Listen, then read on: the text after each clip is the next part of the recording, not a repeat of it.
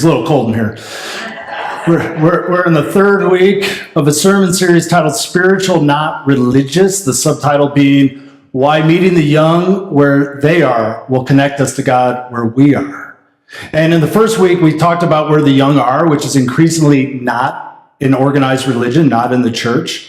In fact, among the millennial generation, those born between 1980 and 1996, one-third, like Jay, keep dreaming. One-third of that generation is what is called unaffiliated. So that would be atheists and agnostics. But the largest group of this unaffiliated members of the millennials is what is called the nones, the N-O-N-E-S, because when they're given a survey and they're asked, what is your church affiliation? They check the box. It reads, all right, we're hearing that every week, right? So last week, we decided to try to meet this young group of people where they are, and the way that we're attempting to do that is by looking at these three spiritual questions. Now, spiritual questions are for everyone. By their very nature, if something spiritual is eternal and it's universal, meaning that it's timeless and it reaches everyone. But these questions, according to the research we've been looking at in a book called Growing Young, these three questions are especially pressing on young people. So last week we looked at the question of, we looked at the question of who am I, identity, and that's up on YouTube, so you can take a look at that. I hope you'll do that if you missed it. This week we're looking at the question of where do I fit, which is a matter of belonging. And next week we're going to look at the question, what difference do I make, which is about purpose. Now today we're talking about belonging, where do I fit? And I heard a story recently about a high school girl. And she was sitting at a table and she looked over, and at the other table was these other girls she wanted to become friends with. They were kind of the cool girls. So she walks up to the table and she says, is this seat taken? They say no. So she sits down. And just a few moments after she sits down, the other girls at the table, they started kind of whispering to each other. And then one of them says, hey, do you guys want to go sit over there? And the whole table gets up and leaves this girl sitting by herself. Belonging is a deep desire. And we'll do almost anything to belong, right? And so we'll look like these guys, we'll try to fit in, we'll try to assimilate. This is how I belonged in high school, right? I was a jock. And I had my Letterman jacket, and I bought one of these, and I wore it, and it gave me a sense of who I was and who I belonged to. My identity was actually tied up into belonging with a certain group. In fact, I almost didn't get to belong. In 8th grade, over the summer between 8th grade and freshman year, I was at a wrestling camp and I sustained a major neck injury. And I was told that I would never play contact sports again, maybe no sports ever again. Thankfully, the injury wasn't as bad as they originally thought, but for a while there, for that entire summer, my identity, which was built on outward direction, right? If you remember last week, we start off building our identities on outward directed sort of things. And my identity was crushed. And I thought I would never belong. Gratefully, I wasn't injured as bad as I was, and I got my Letterman jacket, and I'm going to take that off now because it's hot. And you guys get the point. So even as we get a little bit older and we start to assert our individual personalities, we still want to belong. Because belonging is not just a kid thing. It is a kid thing, and it's a young adult thing, but it is bigger than that. It's a spiritual thing. We all have a desire to belong to some sort of group. Last week, I introduced a little bit from Erik Erikson, who's a developmental psychologist, and he was the first to come up with this idea, or at least he's credited with being the first to come up with the idea that our lives unfold in stages. And so here's 4 of the stages. This is printed in your bulletin, so that's too small to read. And these are the last 4 stages of development according to Erikson. And last week we looked at basically the adolescence stage, which is where identity formation begins. And what Erikson says is that if we're able to answer this question, who am I, in a positive way, in those early teenage years, and then throughout our lives, we develop a deep sense of our identity. And it's really healthy, and it helps us navigate the inconsistencies and the complexities of the adult world. But if we're not able to figure out who we are, we inevitably suffer from what is called role confusion. Am I an adult? Am I a youth? Am I a cool kid? Am I excluded? Who am I? And this issue of role confusion, it doesn't go away when we move beyond adolescence. Erickson's theory says that these stages of life, they are carried forward into the next stage. And so we experience role confusion when our kids leave home, or when we change jobs, or when we have a health issue.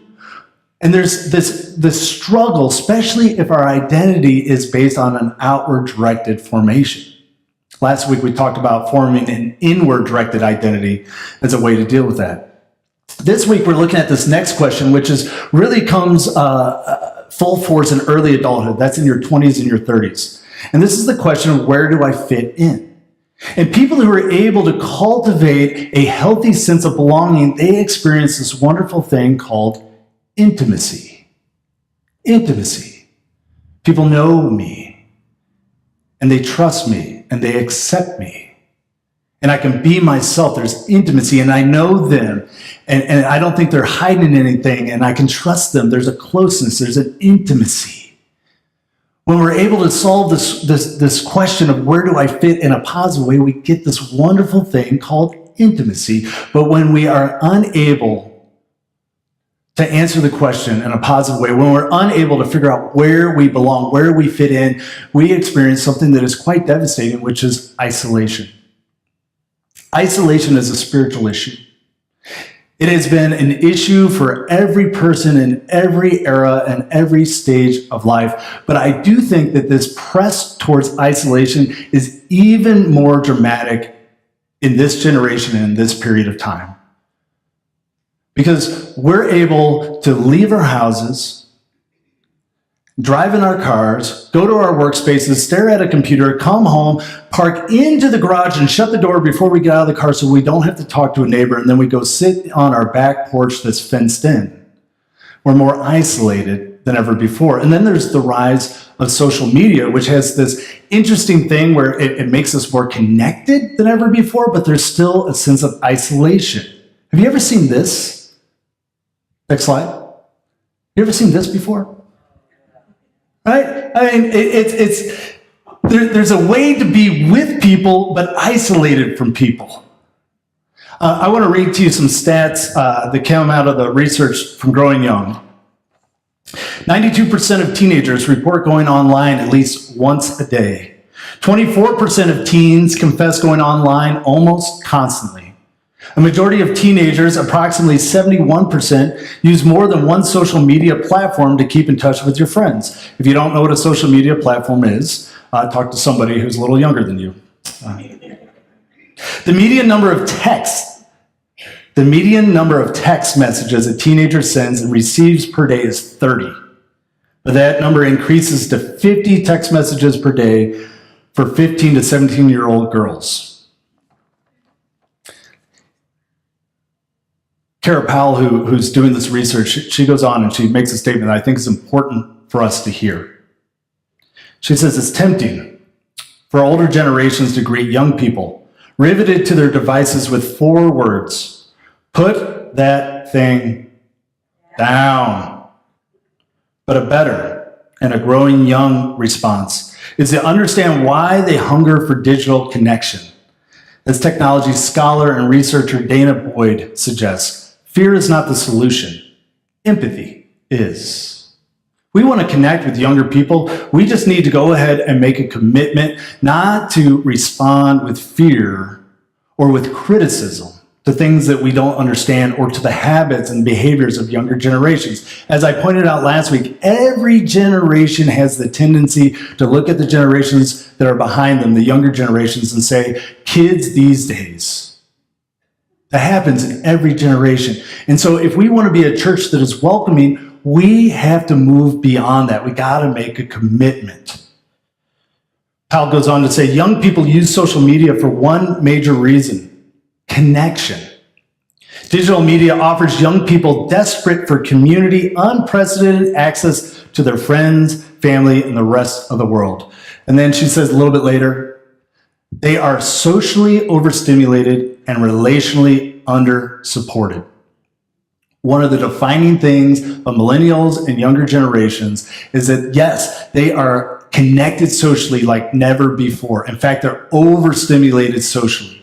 And many adults are becoming that way too, right? I mean, young people are not the only ones that are on Facebook and that sort of thing. And I'm not saying these are bad things, but this is one of the results, is that they've become socially overstimulated and relationally under-supported. You ever seen this? So why are young people relationally under-supported? There's a variety of reasons, but one of the reasons and one of the things that we can control is the adults in their life aren't paying attention to them as they might. And this started to happen before cell phones came around. I mean, parents and adults, adult life is busy. So it's hard to be present, fully present with kids and young people. In fact, there was another research study that talked about, said that this guy, Chap Clark, he interviewed a bunch of teenagers. And the teenagers, they commonly said that their neighbors, relatives, teachers, coaches, pastors, priests, and parents are too busy and too self-absorbed to invest in them without an agenda.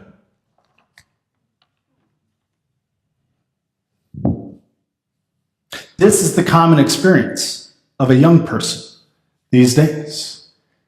The good news is that they are searching for belonging. They're searching for connection. They are looking to connect and have intergenerational relationships. And it's not all the fault of us older people, of adults, but the part that we can take responsibility for is making sure that we are present, that we are engaging, that we're not too self-absorbed or too busy to just spend time with young people, just simply to connect. And that's what they're looking for, is simple connection. Going back to Erickson for a minute, we're going to deal with this next stage a little bit next week. But the next stage of middle adulthood in your 40s and 50s, Erickson says that we're asking the question, what difference do I make? Which is the question about purpose. And he would say that those who define their life purpose in an outward focused sort of way, my purpose is to create legacy, to give back to the next generations, to mentor, to coach, to teach. That those people that define their purpose in that way, they have a sense of generativity in their character, meaning that they generate good, they generate positive, they generate life beyond themselves. But those who define their life purpose in terms of, my life is all about finding my own comfort, my own pleasure, my own benefit, my own safety. Those who define life in that sort of way, they end up becoming self-absorbed or stagnant. And this happens. It's a spiritual issue that all of us wrestle with. And the warning is that eventually we get to a stage of life where we can't help but to reflect on the life that we lived. And those of us who were able to live a life that was that had generativity, that had intimacy, that had a strong sense of identity, that we were outward focused, connecting, coaching, mentoring, lifting up the next generation, the people around us, the family members, the friends that God has entrusted to us, they have a sense of integrity. They're able to answer the question, is it okay to have been me, with a positive yes? But when a life has been lived that has been self-absorbed, when it has allowed the gravitational pull of isolation to take over, that's a life that ends in despair, pain, regret. And we don't want that. And we don't have to have that. There's a way beyond that. Jesus, on his last night with his disciples, he's praying. He's praying for his disciples, and he's praying that God would protect them, that God would work through them, that this mission that he started, this mission of belonging, of connection, saying you are part of God's kingdom. You are an adopted son and daughter of the very creator of the universe. You are beloved, that this mission would go on. And then at the end of his prayer, he begins to pray, not just for his disciples, but those that would come to know Jesus, not through him personally, but through his disciples, the next generations of people. He says, I also pray for those who will believe in me through their message, praying not just for his disciples, but for the generations after. That's us. I pray also for those who would believe in me through their message, that all of them may be one. Father, just as you are in me and I am in you. How was Jesus connected to the Father? He was connected with intimacy, closeness, deep connection, unyielding trust. And he's saying that I want for my disciples and the disciples that would come after my disciples, all the following generations of Christians, all the way up until now, that they would have the same level of relationship with each other that I have with you, that they would have intimacy, trust, deep connection. That's his prayer, that they would know without a doubt that they belong. So how do we build belonging? We're going to look at Luke 19, and this is a story involving Jesus, of course, because he's our example, our pathway to understand how to do this.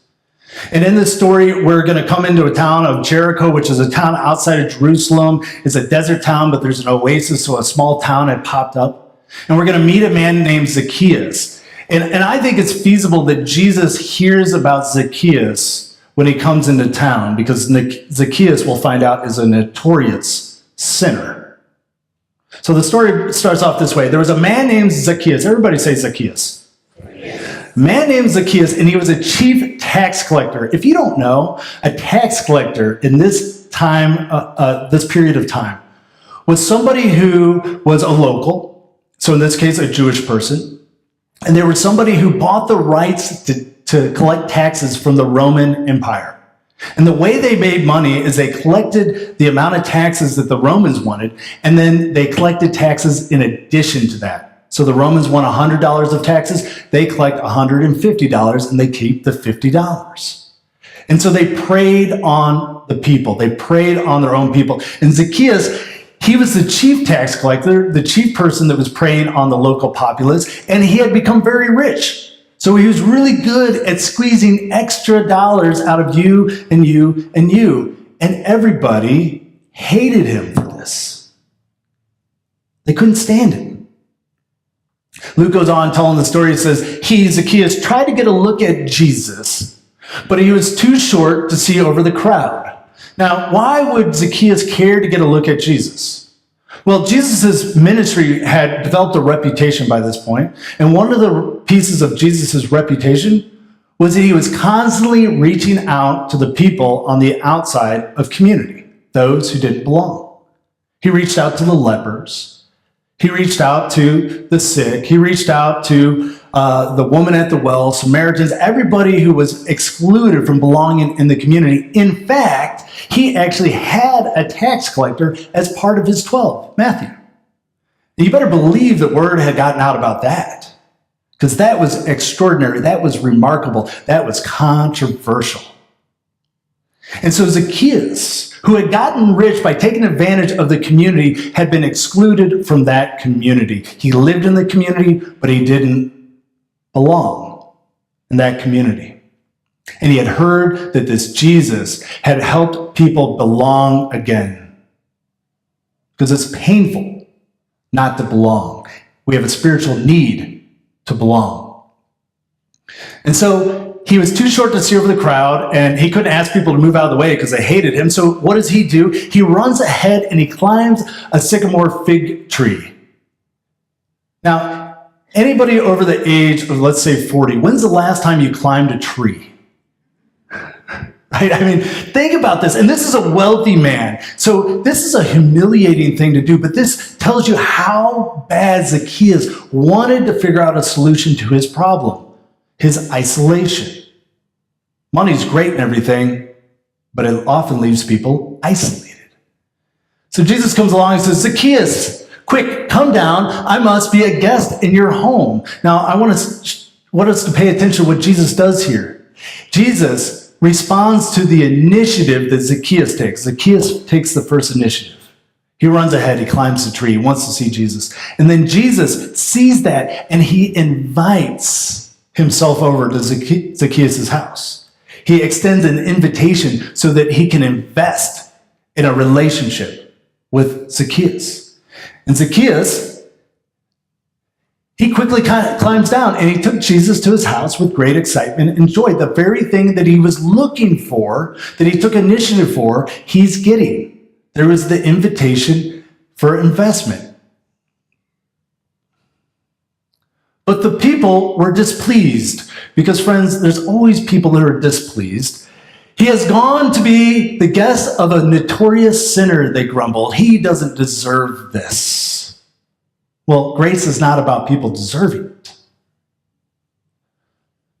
Meanwhile, Zacchaeus stood before the Lord and said, I will give half of my wealth to the poor, Lord, and if I have cheated people on their taxes, I will give them back 4 times as much.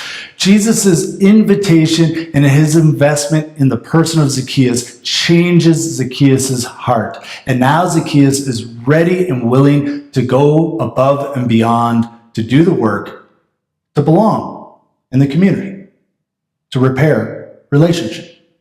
Finally, Jesus says, salvation has come to this house today, for this man has shown himself to be a true son of Abraham. For the Son of Man came to seek and save those who are lost. Salvation has come to this house today. Little side note. We don't know if Zacchaeus was married. We don't know if he had family. But it's feasible that he did. And one of the things that we do know is often the sins of an individual, the tendency to isolate, to become self-absorbed, it doesn't just hurt the person, but it hurts the whole family. It can hurt an entire community. And that can happen even in our church. One of the reasons that we need to be so focused on connecting with each other, investing in relationship with each other, because there's a natural pull towards isolation and being self-absorbed. None of us are immune from that. The way that we get beyond that is we just simply talk about it.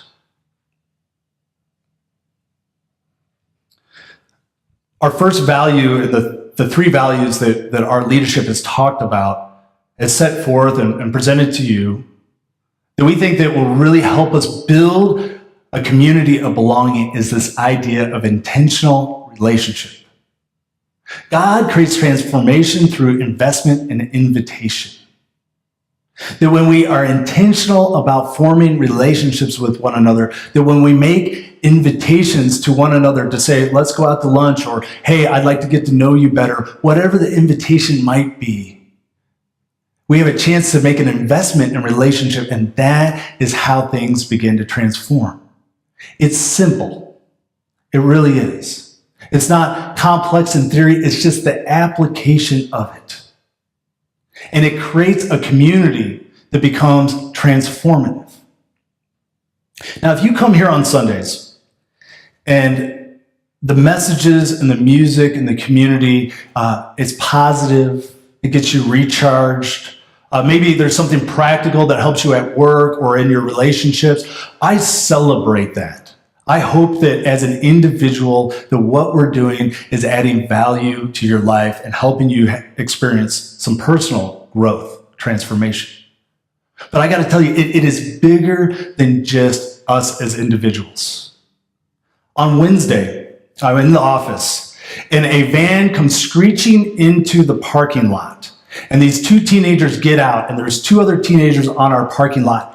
And I heard it before I saw it. They were starting to fight. And not like, a little fight. This is like grown teenagers. They look like football players, and they are slugging each other. And I grab my phone, and I call 911, and I go out to the parking lot, and I start yelling at them to break up the fight, telling them that the cops are on the way. And eventually they hear me. And they split up, and 2 of the teenagers go running past the trees over towards the apartments over there, and 2 of them get in the van. And I, with my phone and my camera on my phone, we all have cameras these days, I take out my camera to take a picture of the license plate. And the kid sees me doing that, and so he pulls around, stops the car, and gets out and comes towards me. Yeah, almost preached with a black eye today. And he looks like me when I was 17, when I could bench press a lot, and he had his shirt off, and he was big and ripped. And his other friend has a huge black eye, and they were pounding on each other. I'm glad I intervened, whatever the cost, because they could have really, really hurt each other. And the kid says, hey, man, don't do that to me. That other guy had attacked my sister. And I say, hey, you better get out of here. The cops are on the way. I share that with you to say that it's bigger than us. I hope that this experience helps you personally, individually. It needs to do that. Our own personal spiritual growth is essential for the growth of our community. And by growth of our community, I hope that we grow in numbers of people here because we can do more and serve more the more people we have. But first and foremost, I hope that we grow together as a community, a place of belonging. Because there's need. There are young people, there are hurting people, and we can serve God's kingdom in a powerful way. We are strategically placed. We are a city on a hill. Please let me pray for you.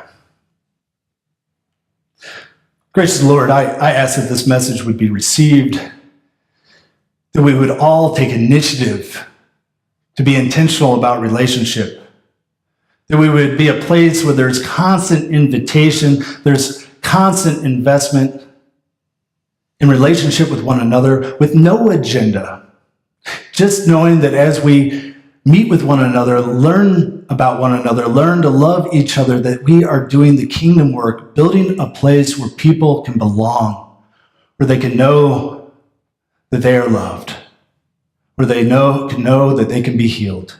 And God, I ask that we do that so well here with one another, that we become a powerful presence in this community. For Lord, you have shown us that there is hurting, that there is a need for mentors, a need for coaches, a need for people to reach out. For there's violence and there's pain all around us. Let this message, let your words, let your example change us. In Jesus Christ's name we pray. Amen.